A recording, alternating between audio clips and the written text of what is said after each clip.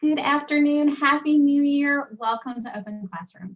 I'm Janet Gillow, the Director of Professional Development for the Brown School, Washington University in St. Louis.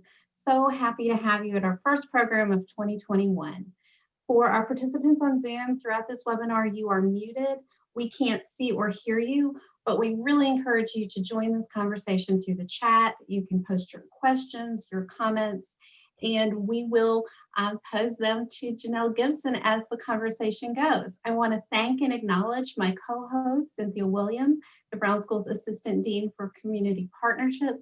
She will be in the chat helping to represent you in this conversation. So please don't hesitate to participate. As we begin this new year, I can't help but be a little bit reflective that Open Classroom has been one of the really good adaptations from all of the challenges that 2020 brought. Whoever you are, whatever your relationship to the Brown School, longtime participant, first time joining us, so glad you're here. I also want to let you know a little bit what we have coming up. We are going to continue Open Classroom at least through the spring semester, and honestly, as long as you guys come, probably a lot longer than that. But we've got really great programs coming up. We have everything booked through early February up on the website. So if you haven't visited us recently, take a look at what's coming. But I particularly want to invite you to join us next Tuesday, January 12th, same time. Professor Sean Joe is launching our Black History Month observation and leading a conversation called Are We All Racist? Self-Oppression and the Language of Progressive Change. So that's going to be interesting, challenging, and I really encourage you to join us. But pivoting our attention to today's program, it's my great privilege and honor to introduce you to my friend, Janelle Barker Gibson. She's a senior lecturer in our MSW program. She's currently the lead instructor for human behavior in social environment, as well as social work practice within organizations and communities. She's a frequent instructor in the professional development program, and that's how she and I collaborate together. Janelle is trained in both clinical interventions and macro practice. So through her 25-year career, she really has explored the intersectionality of the social work profession as an educator, a consultant, and a program manager. She's here today to talk to us about managing generational differences in the workplace. Please welcome my friend Janelle.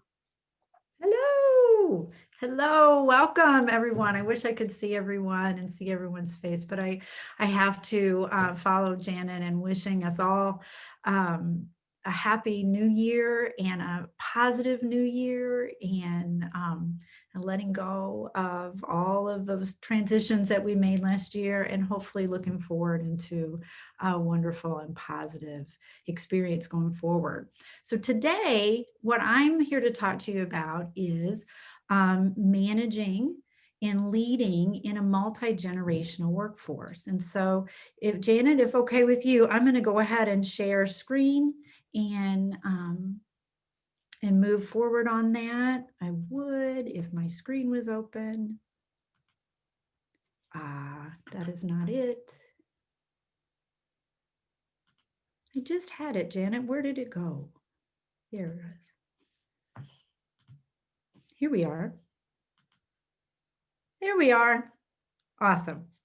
Wonderful. Again, we're going to be talking today about managing in the multi-generational workplace. Our agenda today, because it's a Brown School backdrop, we're going to talk about theory and engage from that perspective and then build up. Moving from the life course perspective into characteristics by generation, of trying to avoid what could be seen as stereotypical conversations, and really talking about the influence of life course development in generation and how people experience their generation. Then we're going to kind of dive into management styles and techniques and look at best practices, and then we'll wrap up with questions. I know Janet and Cynthia will be monitoring the chat, so if there's any clarification that you need, they will kind of navigate me toward questions that need to be answered during the process. So what I'd like to do is start by, and many of you are maybe familiar with this concept, but one of the things that we focus on a great deal in or in the human behavior coursework in the foundational level at the master's program is the combination of this lifespan development approach, which really focuses on how people develop within a certain age range. What I'm going to be talking with you today is what we call the life course perspective, which is really the foundational idea about the person in the environment. And so we're going to be looking at the biopsychosocial factors that'll impact individual behavior, and then thinking about, as we're talking about cohorts and generations, more cumulative behavior. And so the highlights of this perspective are really the foundation of individual agency in the choices that they make in their life, and the experiences that they have in their life. This understanding that human connectedness is a priority. And so as we seek out social interaction, we use different forms of communication in which to do that. And some of that influence on those communication styles also can be seen generationally. But I think most important as you think about this concept is the understanding that history in and of itself can change world perspective. And so the events and the access to technology that individuals have as they're developing, especially as employees across a career, has a great deal of influence about what their needs are going to be in the workplace. So this is an example of what we use all the time at the Brown School, the ecological model, Urie Bronfenbrenner's approach to understanding how individuals relate to the larger systems that they interact with across a lifespan. So you can think about, again, that individual from that bio-psycho-spiritual perspective, and then the larger systems in which they engage in. They are influenced by those systems. They are also influencing those systems. Okay, so it's a two-dimensional, if you will, impact. One of the most important things of this model that I always point out, but I think it's one of the most overlooked, is the impact that time and history has on our development. We call this, or Bronfenbrenner called this, the chronosphere, this pattern of environmental events and transitions that occur across the life course that impact the way we experience our world. So definitionally, cohort is a group of people who are born within the same period of time. And because they were born within the same period of time, they may share commonality of experience. When we talk about generations, what we're talking about are cohorts that really create a sense of shared identity based upon their social history. And so I'm using that phrase, generation, to kind of group people together, categorize experience together that has influenced a worldview. And I think it's very important to really pepper this conversation early with this idea of ageism. We often think about ageism in the workplace as being focused more at older workers. And certainly the research bears this out with discrimination toward older workers in the workplace. But I ask you this to consider: can ageism be focused on younger members of society? I would suggest to you that it can, as we're going to talk about the millennial generation and the generation behind them, Generation Z, are the most highly educated generations that we have ever experienced in the workplace. But yet often they are dismissed because of their lack of work experience, when in reality their accumulation of collective knowledge is extremely high. And so you can kind of almost think of a bell curve when we think about ageism in the workplace, is that both ends of that extreme are often feel or are experiencing marginalization in their workspace. And so as managers, we have to think about how do we manage that marginalization or manage at the margins as well as manage at the middle? And we'll talk about that a little later throughout the presentation as we talk about best practices in communication. So our workplace now is changing. So it's hard to get a read on an age range of the audience today, but I think it's important to note that currently we have 4, if not potentially 5 generations currently in our workforce. Now, this is a result, one, of a larger and longer lifespan. It's also a result of the economy. That larger and longer lifespan often means that we may run out of money that we've saved for our retirement, or that we need to go back into the workforce to supplement our retirement funds. We may go back to the workforce after retirement because we need to for our own mental health and our own sense of purpose. So there are a lot of reasons why we see this broad expanse of workers in the workforce now. What we do know, in all of the research bears this out, diversity is good in our workplaces, right? Now, no one said diversity was easy, but we do know that diversity is good.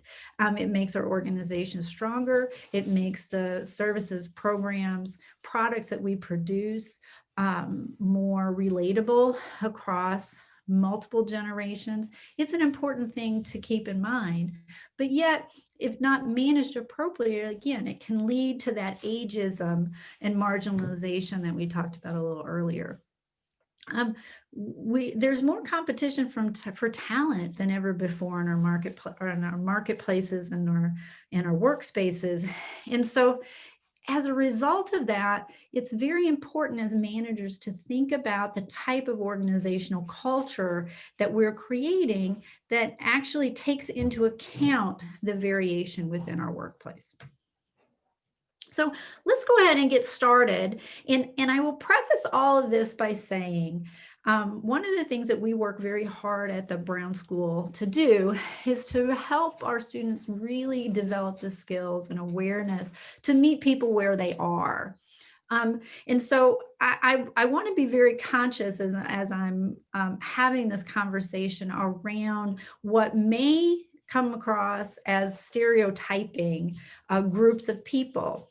I want to avoid that, but I do want to use the research and the data that we do have around how we think about developmentally where people are as they age and what they bring into the workplace can really make a difference in what they're going to need from an HR perspective, from a day-to-day management perspective. So I acknowledge that some of this may sound stereotypical. I want to try to avoid that as much as possible. And I think that's something that we can discuss even further as we have questions toward the end. So what I'd like to focus on now is from a developmental perspective, what is going on with these 4 generations that we're seeing in the workplace. So I'd like to start with the baby boomers. Now, and I'm going to give some loose dates around these generational cohorts, okay, to consider. So baby boomers, we're considering our post World War II toward the mid-1960s in their birth years, okay? And so these are individuals who came to life, literally came to life and evolved in this idea of post-World War II modernity.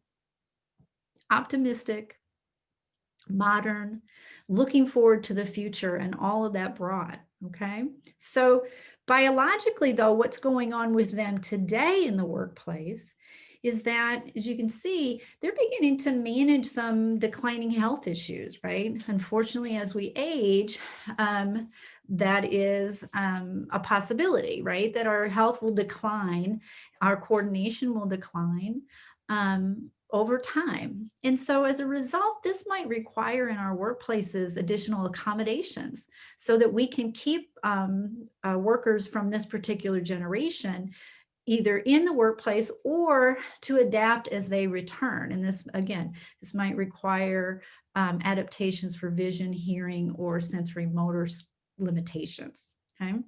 So from the psychological perspective, as we age, we don't necessarily change who we are, right? Our basic personality traits stay the same as we age. Now, we do know that if we are stimulated, which is one of the reasons why we see a lot of the baby boom generation returning to work after retirement, is that cognition can remain the same or marginally unchanged if people are stimulated in their work. They have purpose and reason to continue.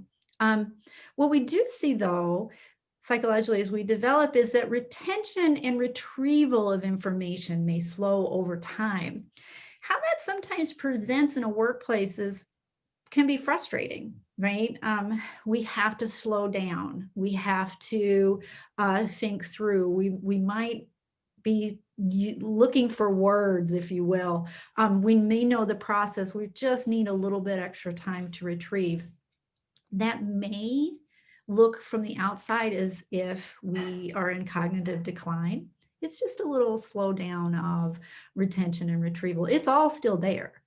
And then socially, many of our older workers are coming home to multi-generational households where they may also be in charge of caring for grandchildren or have, especially post-COVID, have family members who are also residing in their home. They may also be caring for parents, aging parents, or children who are ill. And so the loss of support and network of partners is also a possibility that's occurring in this generation, that it's important to think of from a managerial perspective what the needs might be of our workers who are coming into this scenario. Now, what we do see in the workplace, and I kind of laid it out in assets, liabilities, points where we thrive, motivations, and communication styles. Baby boomers are very team oriented. They like to work together, and they are extremely experienced, and they have the context often in our workplaces that younger workers do not have yet. And so they're wonderful mentors in that way. They really appreciate process. They really like to engage in the means of meeting the goal, not just getting to the goal. And so that being part of a team is a way in which these workers historically have thrived in the workplace. Recognition and feeling needed is often very helpful.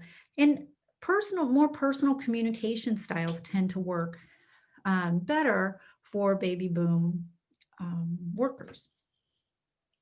So as we age down, we're going to go into some characteristics of Generation X and what they're experiencing inside and outside the workplace. So when we think of Generation X, we're kind of going to start around that mid-1960s era and move 20 years or so to the mid-80s.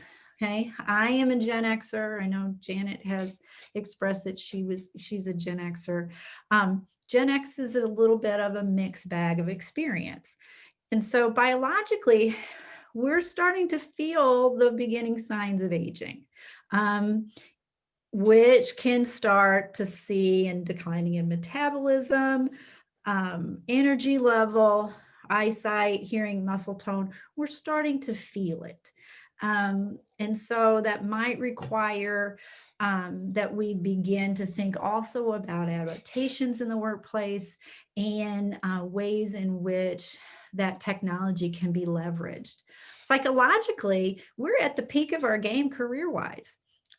We are at the top of our problem solving and creativity. This is the height of professional knowledge, okay, in this particular area. But socially, our lives are complex. Impacts of divorce, as we've seen across the trajectory, divorce is becoming more common in individuals in their 50s. that we're also parenting, we're also taking care of family members, we're trying to figure out how to pay for kids to go to college. And so there's a lot of life going on with this particular cohort. Some background though of this particular cohort is that being kind of following this baby boom generation, we have some characteristics and traits that are, again, related to the life experiences that we have had. And so one of which is the phenomenon of the latchkey kid, or what I would call the free range life that many of us had growing up, in which we had a lot of responsibilities for self-care taking, coming home to after school to households where both parents may have been working.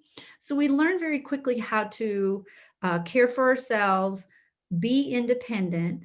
And as a result, that that translates into the workplace as a need for flexibility, independence, and being able to manage our own time. So what well, we tend to be very technologically literate and open to change. We also tend to not be very trusting of authority. We like to control our own schedules and maintain independent life, okay, and work, and that workplace balance, because we often grew up in households where we saw our parents working a lot of hours. So we really thrive in environments where that is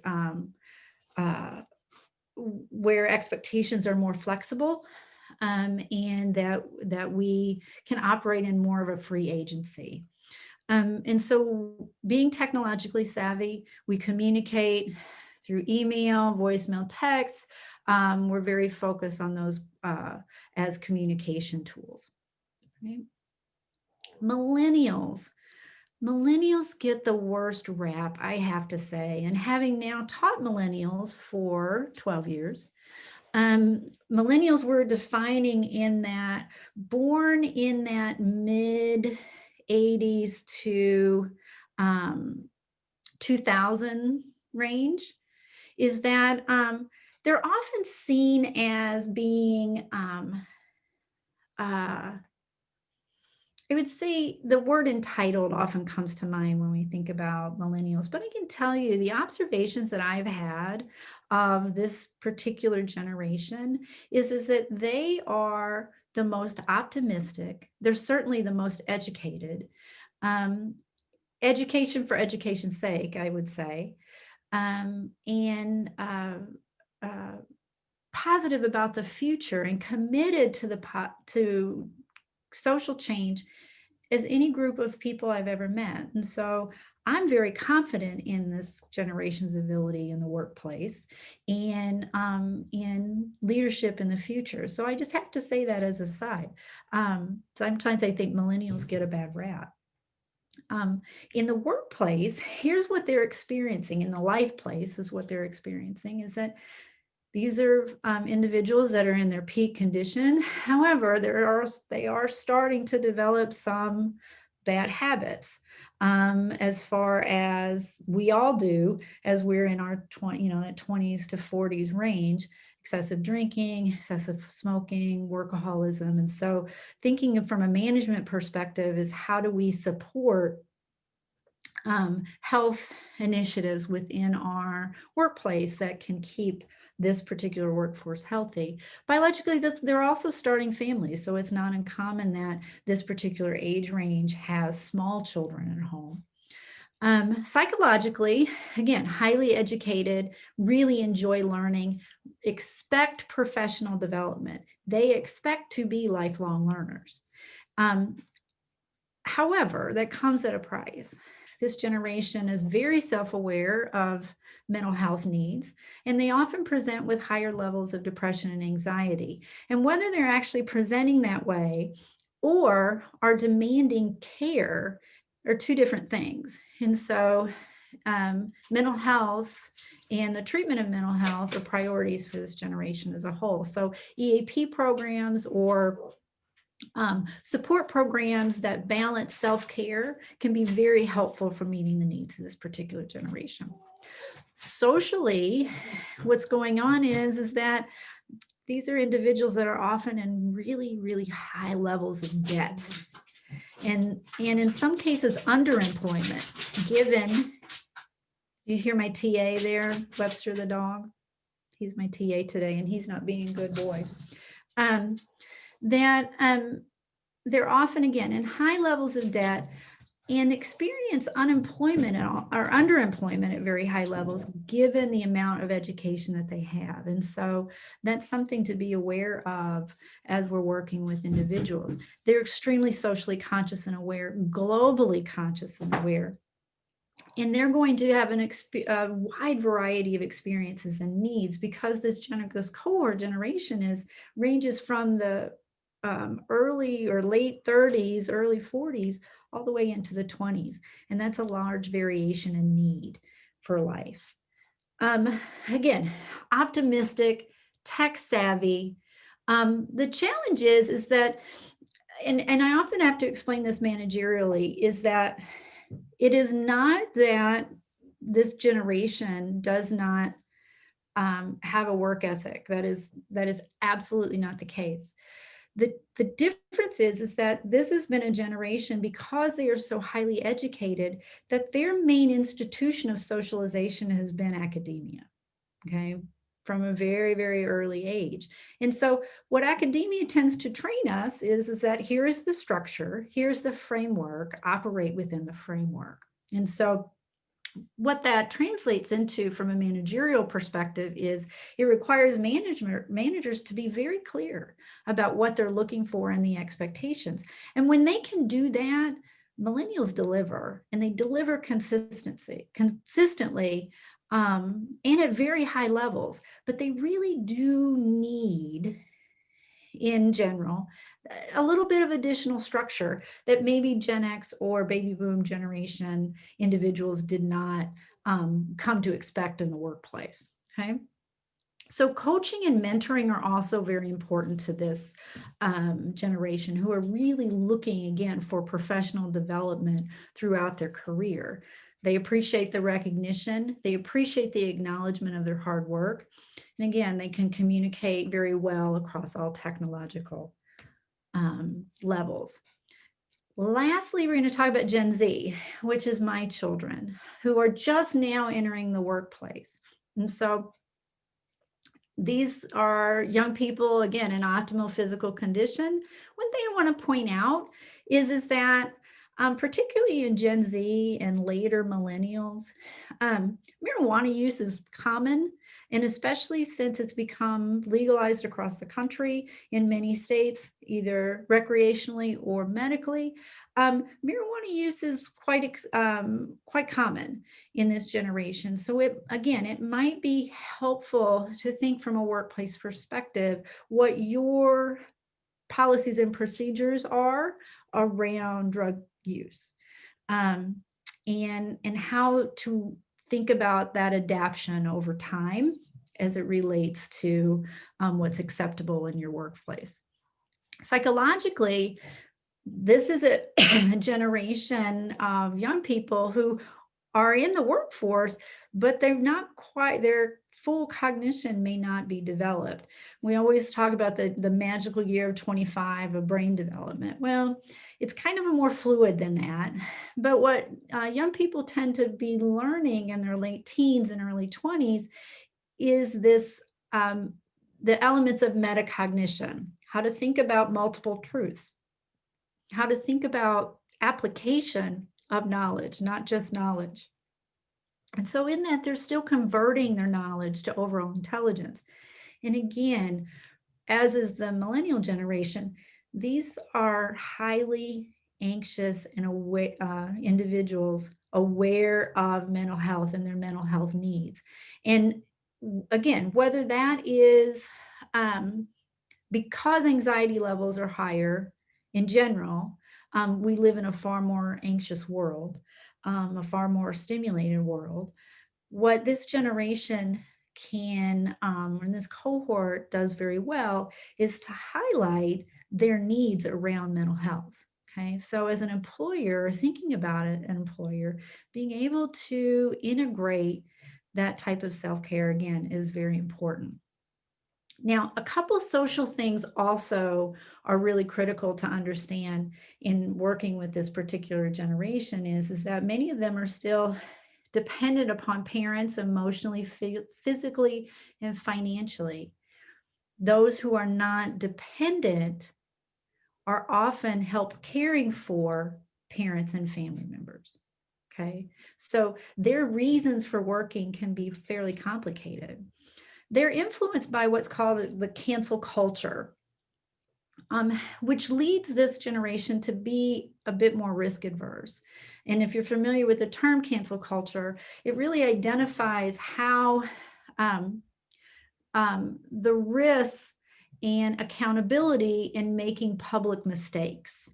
The challenge there is that it leads young people to feel overall that there's very little room for mistakes or redemption. Okay, so kind of think about that as it relates to a workplace. When you have young people starting in a work environment who trend toward being more risk adverse, sometimes that can provide challenges for managers. Also, they're coming of age in a time of great political polarization. And that, again, is something those of us who've been around a while have kind of seen the ebbs and flows, but this is the norm of political polarization for them. Okay. And they are still learning how to not bring that into the workplace. So what, I think I left a slide out, but I will just summarize. One of the most critical means of technology and communication for this generation is social media. And the challenge with that is that they have a different relationship with personal information than perhaps those of us who are not as heavily influenced by social media have. So their means of social communication is quite different. They're far more comfortable being social through their phone than, say, one-on-one. They tend to not like group work. They tend to want to work more independently. They tend to work out of a mobile device rather than a computer. And so kind of knowing that background can also be helpful in thinking about how to think of your policies and procedures as they relate to phone use, how they relate to disclosure on social media and representation of your company or of your organization. So those things are extremely important to consider. So Janet, I didn't know if there was any pressing questions to ask. We're doing great. There is a question related to what years do you think of as Generation Z? And I would follow on by saying, do we think of Generation Z as including the people born now, or has the bookend on that generation been hit? I would consider kind of a loose representation those individuals who were born after 2000 to present. And so we're just seeing those young people, 16, 17, 18, entering into the workforce right now. Okay. Great. We've got some wonderful comments and some people sharing personal experiences, but definitely I think let's keep going and encourage people to start thinking about your questions and throwing them in the chat so we can get to them at the end. Okay, so I wanted to provide a little bit of that background. And again, I wanted to try to avoid being stereotypical, but I do think that the cohort effect is very real on how we experience life and how it shapes our worldview. So any of you, though, that have been managers for any length of time know that people don't just stop bringing their life into the workplace, right? There's no just they walk through the door and they're a blank slate. That is just not the case. So we're all bringing that experience into the workplace for good or for bad. And so as managers, it's really important for us to think about, how do you create an organizational culture that is adaptive and inclusive? Okay, so I'm going to start with a few stereotypes from management that we often think around age-related issues. And then I'm going to talk about ways in which we can think about our management styles to be more inclusive. So there's a myth out there that older workers just aren't as productive. And really the value of work is personal satisfaction and fulfillment at all ages. Productivity, right? We shouldn't think that productivity is the measure and worth of an individual. And so understanding that while older workers may in some areas take maybe a little bit longer to do the same thing is, but they still can be important pieces of our workforce team. Millennials, again, are often thought about as being entitled, but in reality, we all like a little appreciation. We all like acknowledgement of our work. Those elements are always important. And being able to speak up for yourself and advocate is not a bad quality in the workplace. And so thinking about, how do you, as a manager, help younger workers understand the processes and procedures for how to get needs met in organizations is very much the role of a manager. Generation X and millennials have a lot in common, and boy, is that a myth. We really couldn't be polar opposites. One could say that I always laugh that I was raised by MASH, the TV show MASH, which is often a very sarcastic and dry, witty type of sense of humor. Millennials tend to not like that sarcasm. Even the okay boomer phraseology can be very conflictual because they see themselves as very separate, their needs as very separate, and they want to change the world. They don't want to accept what's been handed down to them.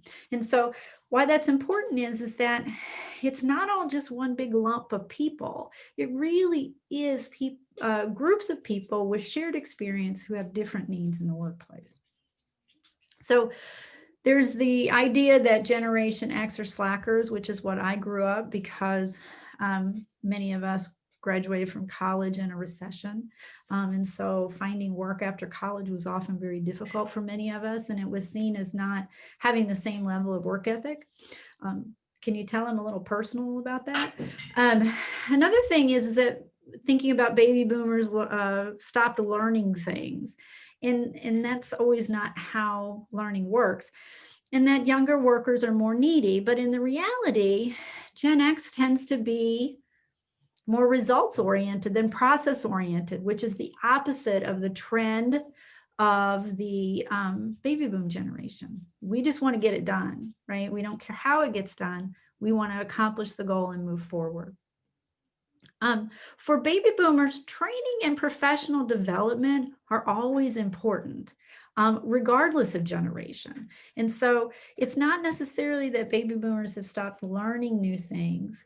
It just requires a different level and type of engagement for thinking about professional development as we age.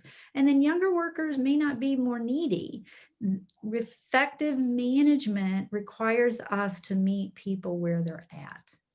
Okay, so management matters.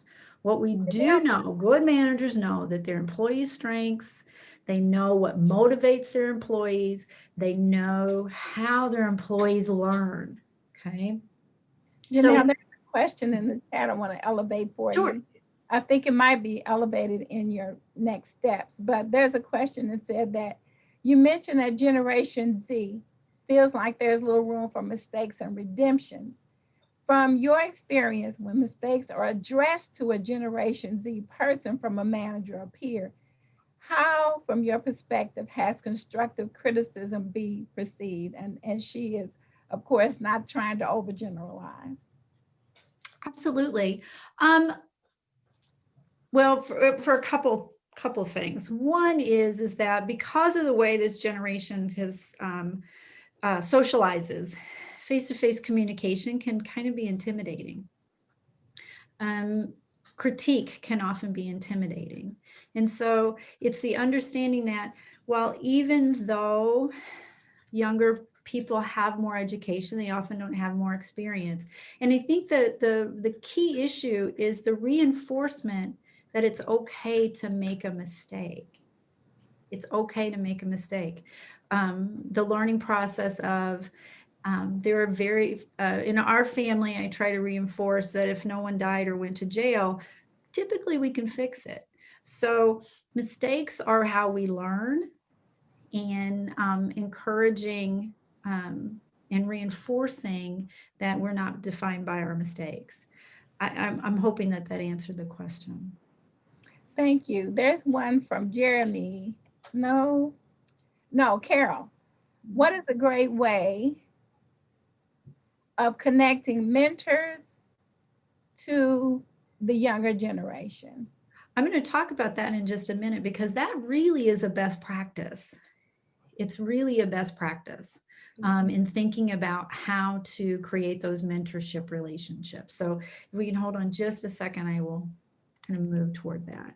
We'll let you move forward. Go ahead, Janelle. Okay. Thank you.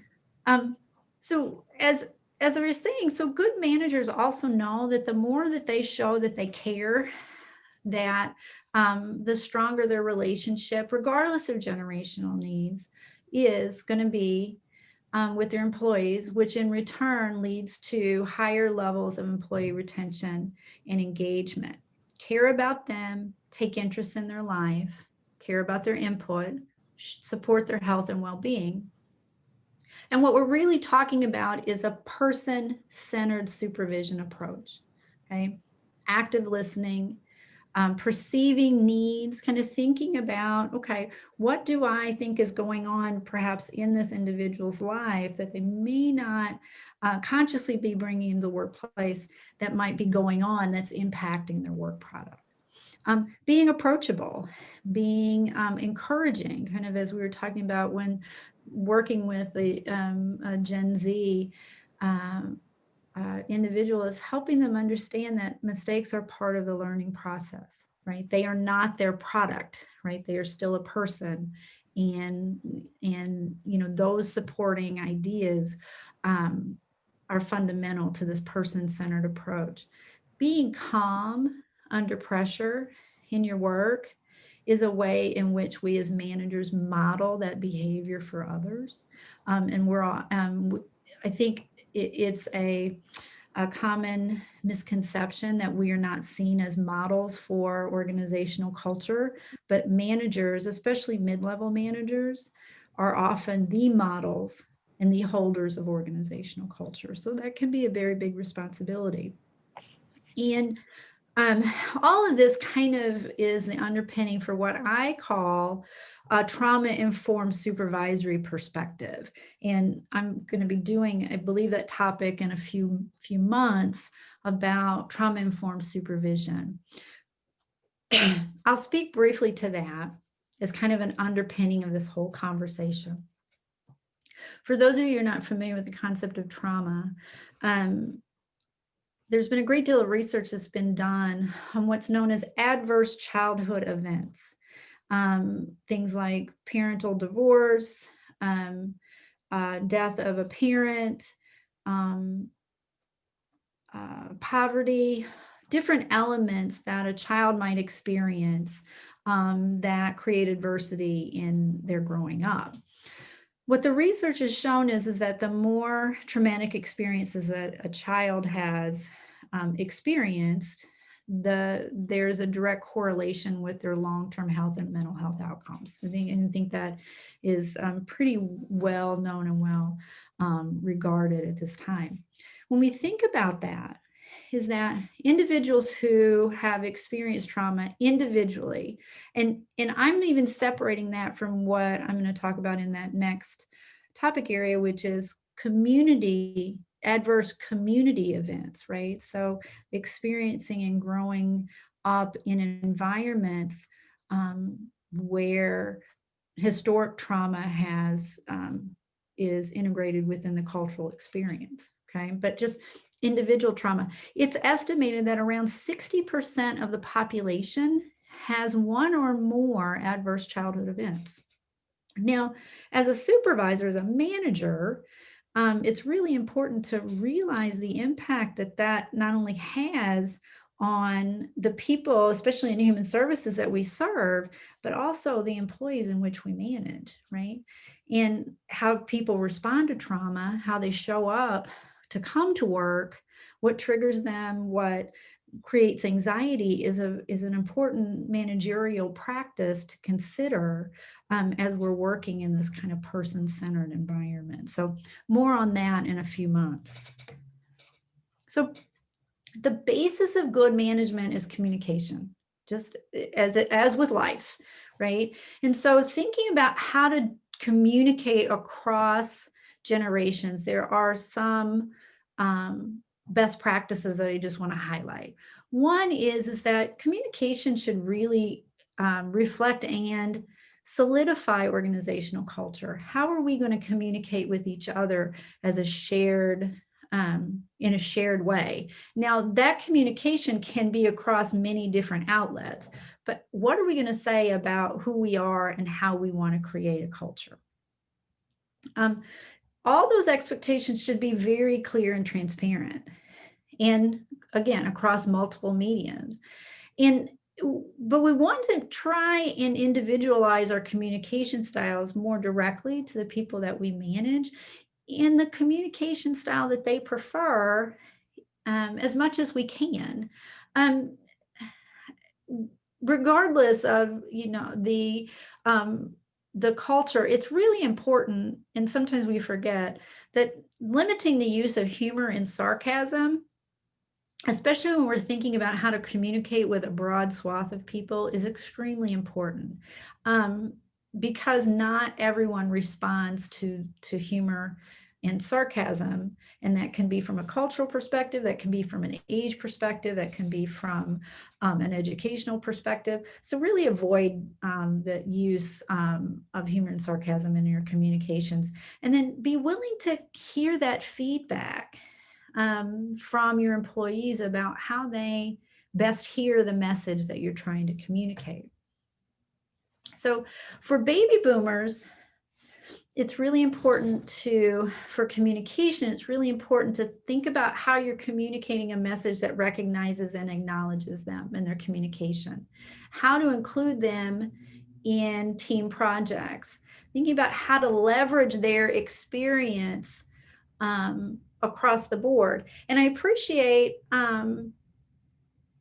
the chatter's question about setting up those mentorship programs, because they can often be very, very helpful in helping older workers guide younger workers, not just within the job, but also in how to navigate the nuance of work.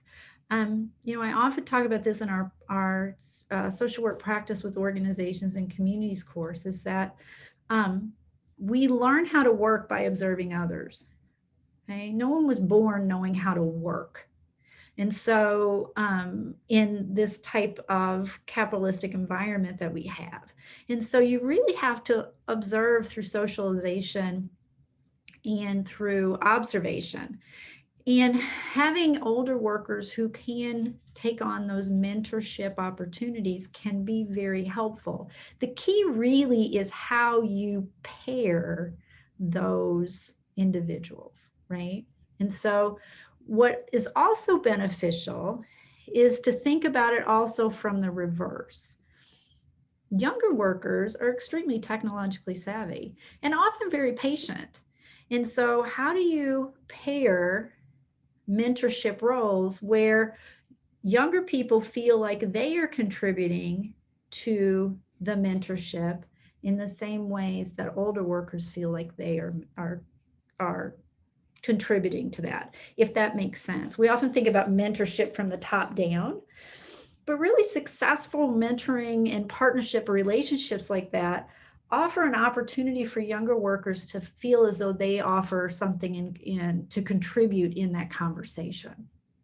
So I hope that that helps address that idea of how to make that work better. Opportunity for younger workers to help older workers, say with technology or with other areas in which that they may bring a level of expertise in, and combining that with older workers who kind of know how to navigate kind of those long-term career goals through experience. Okay?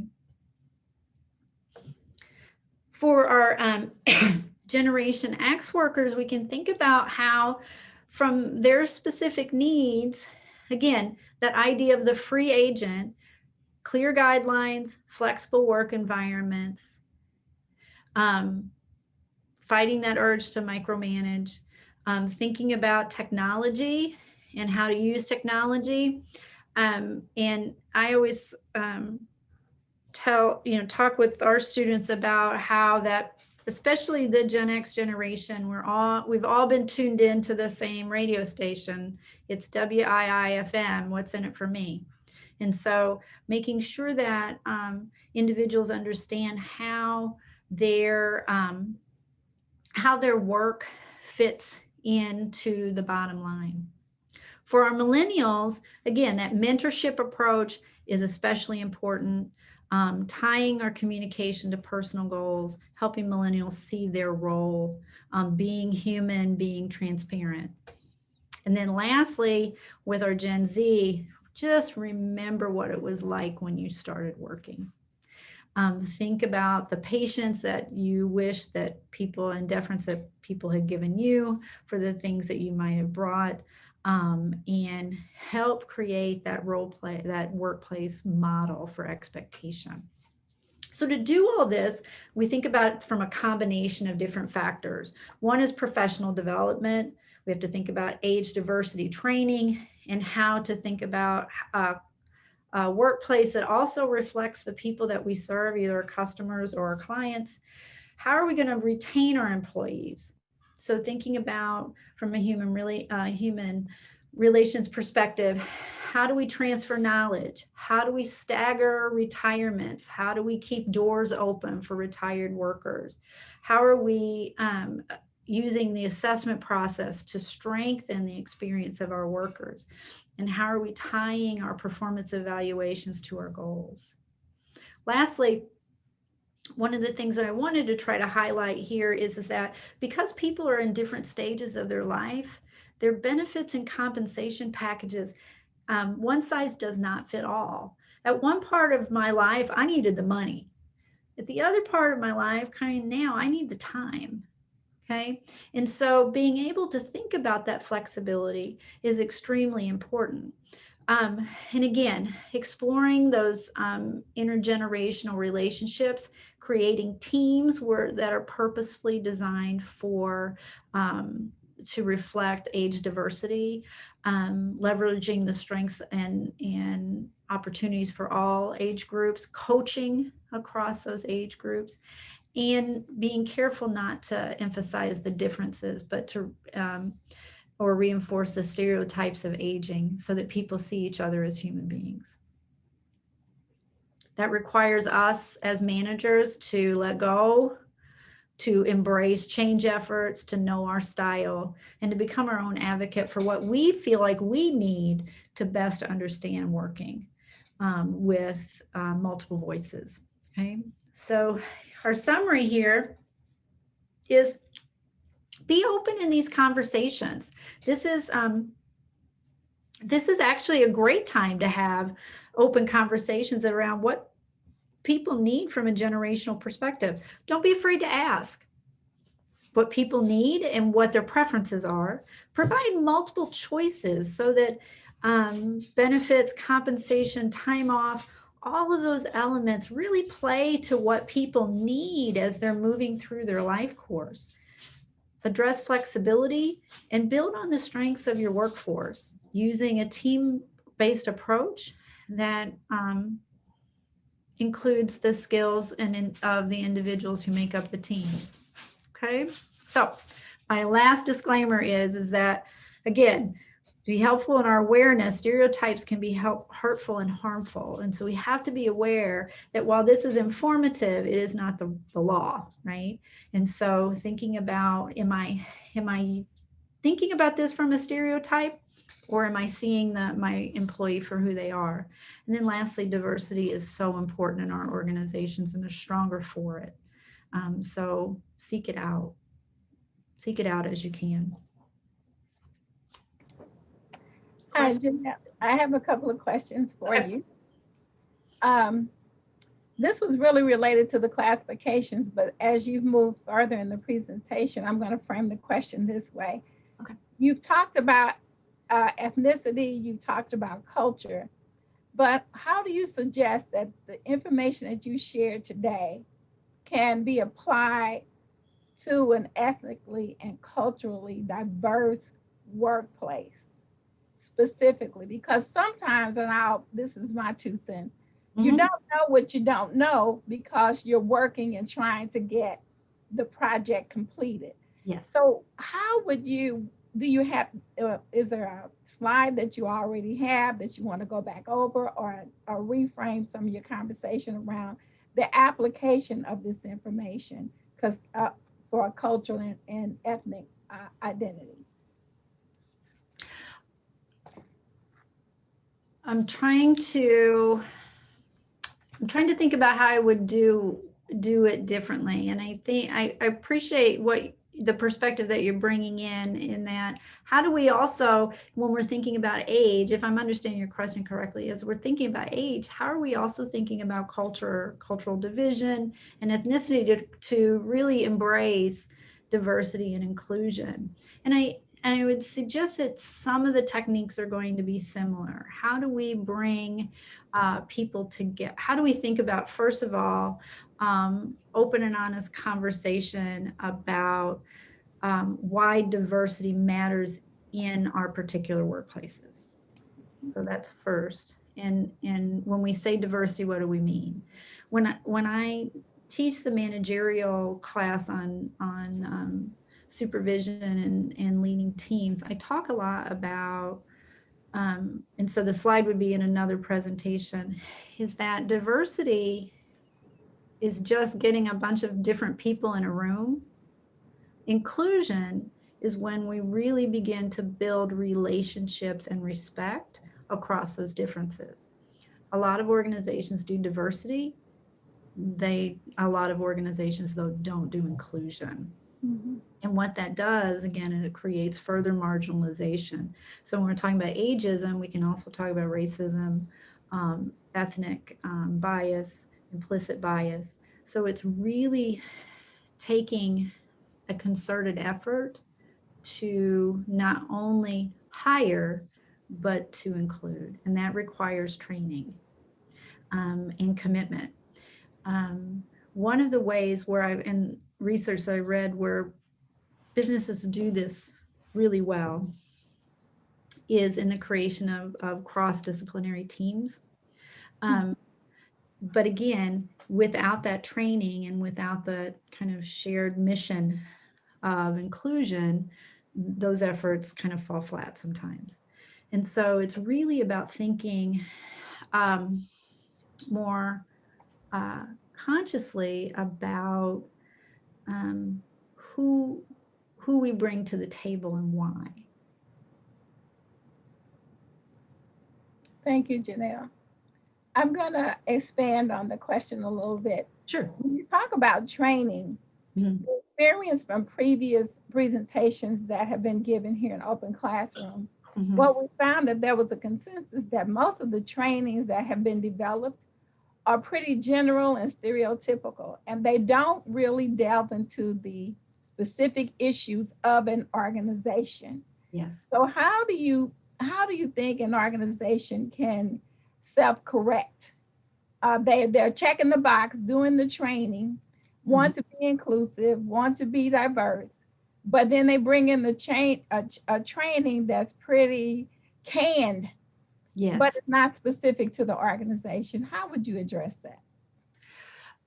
Well, I could say from a consultant perspective, that I would agree that most diversity training modules are horrible. And the reason that they're horrible is that they try to force relationships based upon that kind of stereotypical model. Instead of kind of going back to the basics of values, principles, and needs, right? So if organizations, I often think of it like as a strategic planning process. So when organizations go through a strategic planning process, the first thing that they do is they ask themselves, is the mission that we do today what we're doing today? Right? So if our mission is to serve this particular community or serve this population, are we doing that? And are we doing that in a way that truly meets the needs of the community? So starting there, then you start to address, what are our values? What do we truly value in our organization? Are we valuing, reflecting, do we value that our staff reflects the clients that we serve? Do we value the relationships that we have with each other and the support that we have with each other, right? So those are more personal conversations than they are, Hindus, this is their holiday kind of conversation that I think that often happens when we do diversity training, but it doesn't really go to the heart of why people are in an organization, why they're committing their time and their talent and their treasure to do this particular work. And when people start to get honest about those conversations, then we begin to see how diversity works together. Janelle, thank you so much. The time goes so quick and we're actually over. I'm going to send you some of the wonderful things that were in chat that we didn't have a chance to get to in case they can help shape the presentation you're giving again on Open Classroom on April 6th. We may be able to dovetail some of that information, but before we leave, I just wanted to give you a chance to offer any kind of final thought to the group. Sure. I really appreciate Cynthia's time, and I would love to have another hour to have that conversation because I think it's so important. Is to, as managers, some of us come into management with feeling well trained and confident. Others come into management new and unexperienced. What I can just remind you of is that this is one of those examples of how we as managers have to be adaptive and reflective to the people in which we're organizing, and in some cases seen as leaders. And so I encourage you to at times show your hand, right? Be human, be transparent, show your vulnerability as it's appropriate, build those personal relationships with the people that you are working with and for. And what I think you will see is by modeling that behavior, you will enjoy your work more and you will have a happier and more productive work experience from your employees. So that's what I would leave you with. Janet's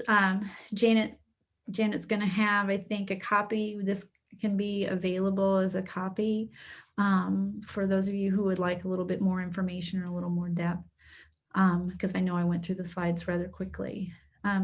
If my email, and I can actually put that in the chat, or Janet, can you put that in the chat?